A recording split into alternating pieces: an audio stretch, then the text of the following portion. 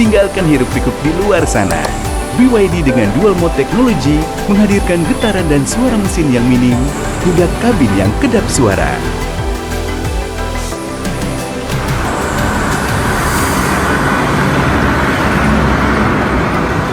Senyapnya menenangkan, menjaga kedamaian hingga sampai di tujuan. Feel less, feel more. Pasukan Amerika Serikat meluncurkan serangan militer ke sejumlah wilayah strategis Iran termasuk Pulau Sam. Selain fasilitas militer, serangan tersebut juga menghantam permukiman dan menewaskan satu keluarga termasuk anak-anak.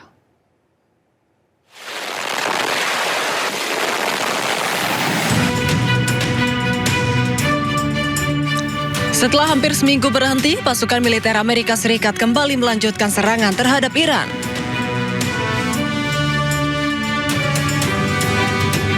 Serangan tersebut sebagai balasan atas serangan rudal Iran sebelumnya ke pangkalan militer AS di Yordania.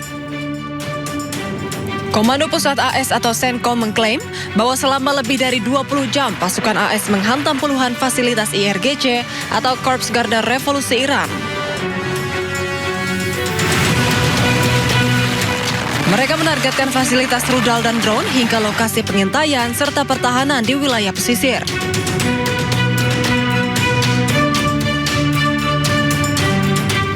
Serangan udara Amerika Serikat juga menghantam sejumlah wilayah strategis Iran termasuk Pulau Qasem. Serangan tersebut telah menghancurkan area permukiman yang mengakibatkan kerusakan hebat. Media Iran melaporkan sebuah bangunan tempat tinggal di Pulau Qasem menjadi sasaran serangan yang menewaskan satu keluarga termasuk anak-anak. Hingga kini, evakuasi pasca serangan masih terus dilakukan. Tim evakuasi terus berupaya mencari korban serangan AS di antara puing-puing reruntuhan. Sementara media Iran mencatat, sedikitnya 3 orang tewas dan 2 orang luka-luka akibat serangan militer Amerika Serikat.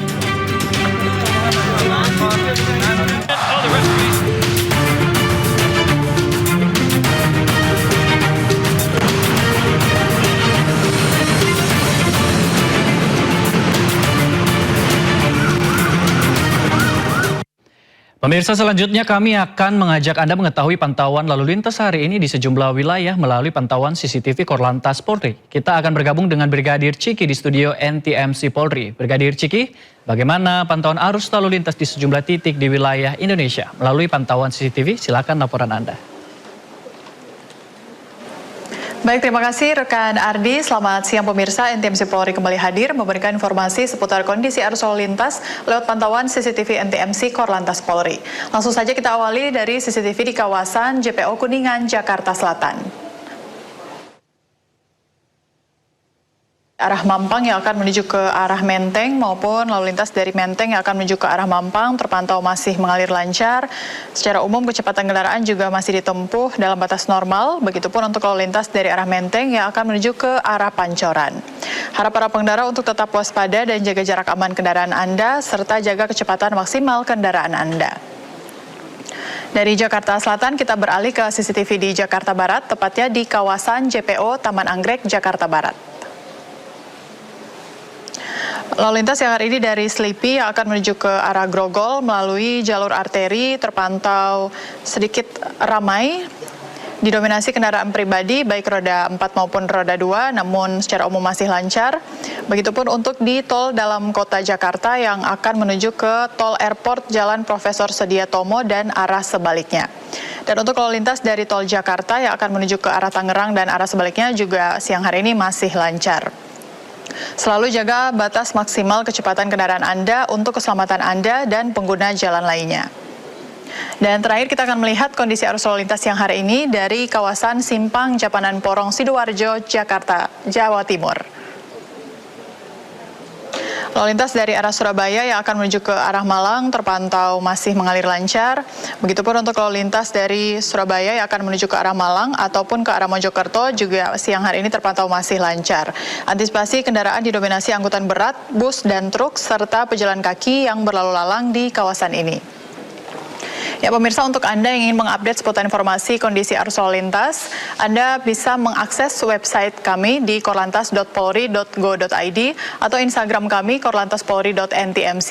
Bisa juga melalui WA Center kami di 085871500669 dan bisa menghubungi call center kami di 1500669. Kepada seluruh peserta lalu lintas, kami menghimbau untuk mari tertib berlalu lintas, menciptakan keamanan, keselamatan, ketertiban, dan kelancaran lalu lintas. Stop pelanggaran, stop kecelakaan, keselamatan untuk kemanusiaan, dan salam presisi. Demikian informasi yang dapat kami sampaikan, semoga bermanfaat. Kembali ke rekan Ardi di studio. Terima kasih. Baik, terima kasih Brigadir Ciki melaporkan dari studio NTMC Polri Jakarta. Selamat bertugas kembali, salam presisi. Ya pemirsa, kita beralih ke informasi selanjutnya. Miss Indonesia 2025 Audrey Bianca Kalista dipastikan siap mewakili Indonesia pada ajang Miss World ke-73 yang akan dilaksanakan di Vietnam pada 5 September 2026. Selain mengincar prestasi di panggung kecantikan dunia, Audrey Bianca juga mengusung proyek Beauty with a Purpose berupa penerangan listrik tenaga surya di Sumba Barat Daya, Nusa Tenggara Timur. Miss Indonesia 2025 Audrey Bianca Kalista siap mengikuti ajang Miss World 2026 di Vietnam. Pada press conference yang digelar di Anyus Tower, Kebon Siri, Jakarta Pusat, founder and chairwoman of the Miss Indonesia Organization, sekaligus eksekutif chairwoman MNC Group, Liliana Tanusudibyo, optimis Audrey Bianca mampu tampil maksimal dalam setiap tahapan kompetisi. Selain mengincar prestasi di panggung kecantikan dunia, Audrey Bianca juga mengusung proyek Beauty with a Purpose dengan menghadirkan listrik tenaga surya bagi warga Lete Palolo, Sumba Barat Daya, NTT. Peluangnya tentunya dari Beauty with a Purpose tentunya itu satu target yang mana selalu Miss Indonesia targetkan untuk fast track yang ada di Miss World ya, di mana fast track itu merupakan the heart of Miss World yang juga the heart of Miss Indonesia. I think one of the biggest preparations itu adalah persiapan Beauty with a Purpose, karena we want to make sure that the projects that we are doing itu sustainable and actually beneficial to the community that we are helping. Selain persiapan mental, penampilan fisik dan kesehatan Audrey juga menjadi fokus utama selama masa karantina hingga perform di panggung Miss World pada 5 September 2026 mendatang. VIP Skin Center, beliau sudah ditreatment oleh Dr. Nadia selaku dokter pendamping untuk melakukan beberapa tindakan perawatan mulai dari perawatan rambut, perawatan muka, dan juga perawatan tubuh untuk menunjang Audrey berangkat ke Vietnam. Jadi kita hanya memaksimalkan, jadi secara postur tubuh biar terlihat lebih bagus gitu, karena kan juga ini akan ada modeling dan menari dan yang lainnya, itu juga sangat-sangat mendukung. Kita nggak cuma memperhatikan Audrey secara estetika atau looks-nya aja, tapi kita juga memperhatikan secara kesehatan tubuhnya.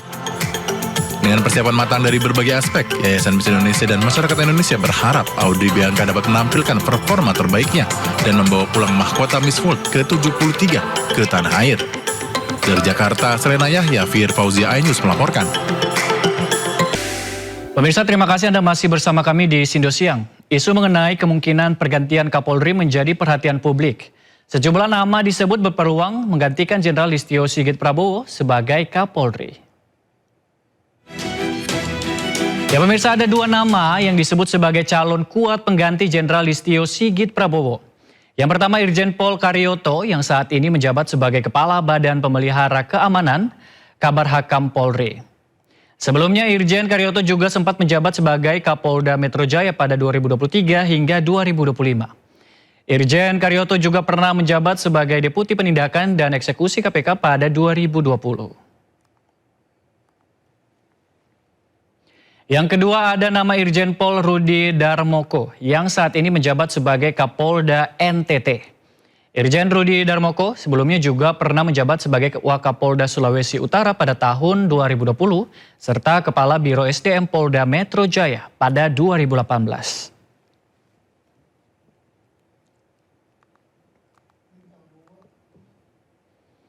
Kita beralih ke informasi mancanegara pemirsa. Krisis imigrasi kembali mengguncang Eropa saat pemerintah Spanyol membuka pintu bagi imigran ilegal dari Afrika Utara. Dilaporkan memasuki wilayah Ceuta Spanyol dalam waktu hampir bersamaan. Ribuan migran dari Afrika Utara memasuki Ceuta, wilayah otonom Spanyol yang berbatasan dengan Maroko.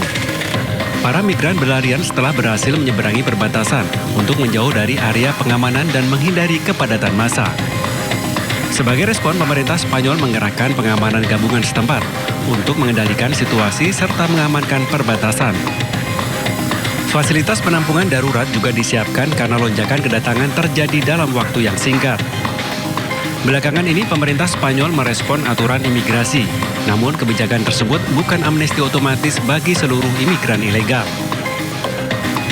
Krisis imigran ilegal kali ini menjadi ujian serius bagi Spanyol dalam penanganan kemanusiaan terhadap para imigran yang mencari kehidupan lebih baik.